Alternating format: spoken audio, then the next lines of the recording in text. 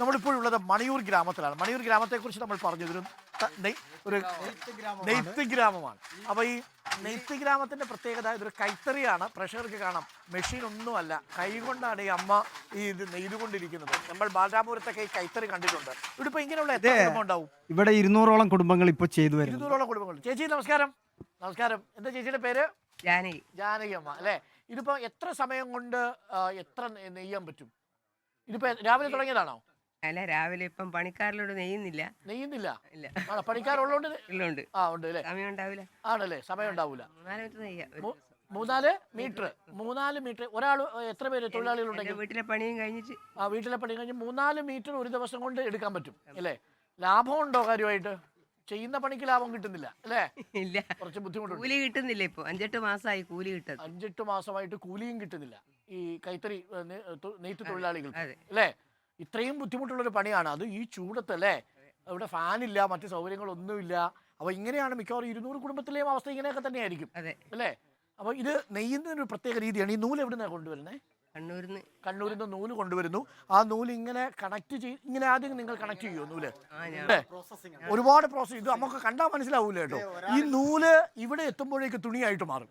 അതിനിടയിൽ നടക്കുന്ന പ്രക്രിയയാണ് ഇവരുടെ അധ്വാനം കൊണ്ട് മാത്രം നടക്കുന്ന ഒരു പ്രക്രിയ അല്ലേ? പണ്ട് ചർക്ക നിരിച്ച് ഇങ്ങനെ തിരിച്ച് അല്ലേ? അതേപോലെയാണ് ഈ നെയ്ത്ത് തൊഴിലാളികൾ ഇപ്പോഴും ചെയ്യുന്നത്. മെഷീനൊക്കെ വന്നു, വലിയ നമ്മളൊക്കെ മെഷീൻ തുണികളൊക്കെ ഇട്ട് തുടങ്ങി. പക്ഷേ എപ്പോഴും കൈത്തറി തൊഴിലാളികൾ, നെയ്ത്ത് തൊഴിലാളികളുടെ ജീവിതം ബുദ്ധിമുട്ടിലാണ്. ആ കാഴ്ചയാണ് നമ്മളിപ്പോൾ കണ്ടത്. ഇതെങ്ങനെ നെയ്യുന്നത് മാത്രം ഒന്ന് കാണിക്കാമോ? ഇതെന്താ സാധനം ഇതിങ്ങനെ പിടിക്കുന്നത്? ഇതിന് പേര് വല്ലതും ഉണ്ടോ ഇതിന്? എന്താ ഇതിൻ്റെ പേരെന്താ? ഓടം. മഗ്ഗം. ഇതാണ് മഗ്ഗം അല്ലെ? ഓടം എന്ന് പറയുന്നത് ഏതാ? ഓടം ഇത് അല്ലേ? അപ്പൊ ഇതിങ്ങനെ പിടിക്കുമ്പോൾ എന്ത് ചെയ്യും? അതാണ് ഓടം അല്ലേ? ഓക്കെ. ഇതിങ്ങനെ പിടിക്കുന്നു, അതിനുശേഷം താഴേക്ക് വലിക്കുന്നു.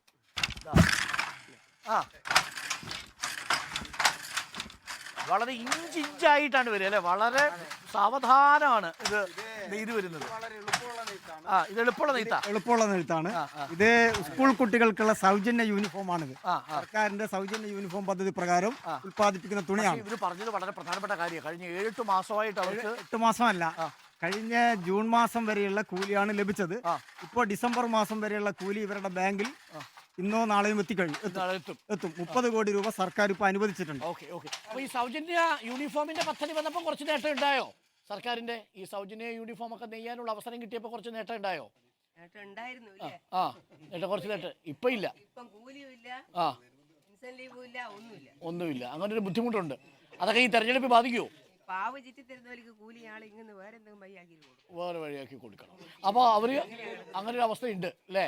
അപ്പോൾ നിലവില് ബുദ്ധിമുട്ടാണ്. അതൊക്കെ തെരഞ്ഞെടുപ്പിൽ പ്രതിഫലിക്കുമോ ഈ വോട്ടിടാൻ പോകുമ്പോൾ? പ്രതിഫലിക്കണം, അല്ലെങ്കിൽ എല്ലാ ഇതിലും കുത്തും, അല്ലേ? ഞങ്ങൾക്ക് ആദ്യം ഉറപ്പ് തരണവര്. അതെ, അതാണ്. നോക്കൂ, എല്ലാ ചിഹ്നത്തിലും കുട്ടിയെ അസാധുവാക്കി കളയും അല്ലേ? ആ ദേഷ്യവും പ്രതിഷേധവും നമ്മൾ പറയും അല്ലേ? അല്ലെങ്കിൽ നെയ്ത്ത് തൊഴിലാളികളുടെ പണം കിട്ടണം അല്ലേ? കഴിഞ്ഞ ജൂൺ മുതലുള്ള പണം കിട്ടാനുണ്ട്. അതാണ്. നോക്കൂ, കർഷകർ മാത്രമല്ല, നെയ്ത്ത് തൊഴിലാളികൾക്കടക്കം ഈ ബുദ്ധിമുട്ട് നേരിടേണ്ടി വരുന്നുണ്ട്. അവരുടെ പ്രതിഷേധമായിട്ടാണ് അവർ ഈ തെരഞ്ഞെടുപ്പിനെ സമീപിക്കാൻ പോകുന്നത് എന്നാണ് അമ്മ പറയുന്നത്. അമ്മയുടെ പേരെന്തായിരുന്നു? ജാനകി അമ്മ. ഓക്കെ. മക്കളൊക്കെ എന്ത് ചെയ്യുന്നു?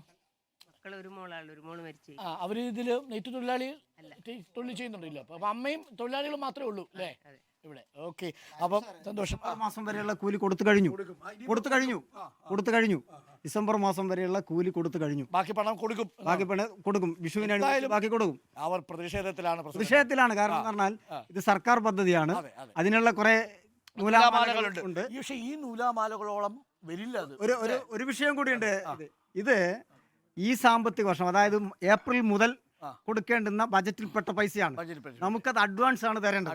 അഡ്വാൻസ് തരാനുള്ള സാങ്കേതികത്വം ഗവൺമെന്റിൽ ഒരുപാട്. പക്ഷേ ഈ സാങ്കേതികത്വം ഒക്കെ പറയുമ്പോഴും ജാനകിയെ പോലെയുള്ള ആളുകളെ സംബന്ധിച്ച് നീട്ടുകാരെ പറ്റില്ല. അവർ അതിനെ മാത്രം കണ്ട് ഉപജീവനം നടത്തുന്ന മനുഷ്യരാണ്. എന്തായാലും അവരുടെ ആശങ്കകൾ സർക്കാർ കേൾക്കണം. ഇത് നമ്മൾ ഒരു ജാനകിയമ്മയുടെ വീട്ടിലേ വന്നുള്ളൂ. ഇങ്ങനെയുള്ള 200 ജാനകിയമ്മമാരുണ്ടാവും ഈ സ്ഥലത്ത്. അപ്പോൾ അവരുടെയൊക്കെ ജീവിതം ബുദ്ധിമുട്ടാണെങ്കിൽ അവരൊക്കെ ഈ പണി ഉപേക്ഷിച്ച് പോകും അല്ലേ? ഇതിനേക്കാൾ പിന്നെ ഭേദപ്പെട്ട ജീവിതത്തിലേക്ക് പോലും. അപ്പോൾ ആ അമ്മ പറഞ്ഞത് വളരെ കറക്റ്റാണ്. എല്ലാത്തിലും കുത്തി ഞങ്ങൾ പ്രതിഷേധിക്കും എന്നാണ് ആ അമ്മ പറഞ്ഞിരിക്കുന്നത്. അപ്പോൾ നമുക്ക് ഒരു ചെറിയ ഇടവേള എടുക്കാം. ഇടവേള എടുത്തതിന് ശേഷം തിരിച്ചു വരാം. നിങ്ങളെ കാത്ത് ചിലർ നിപ്പുണ്ട്. അതിലേക്കും വാർത്തകളിലേക്കും അതിവേഗമെത്തും. നമ്മൾ മണിയൂരിൽ നിന്നാണ് പ്രേക്ഷകർക്കൊപ്പം ചേരുന്നത്.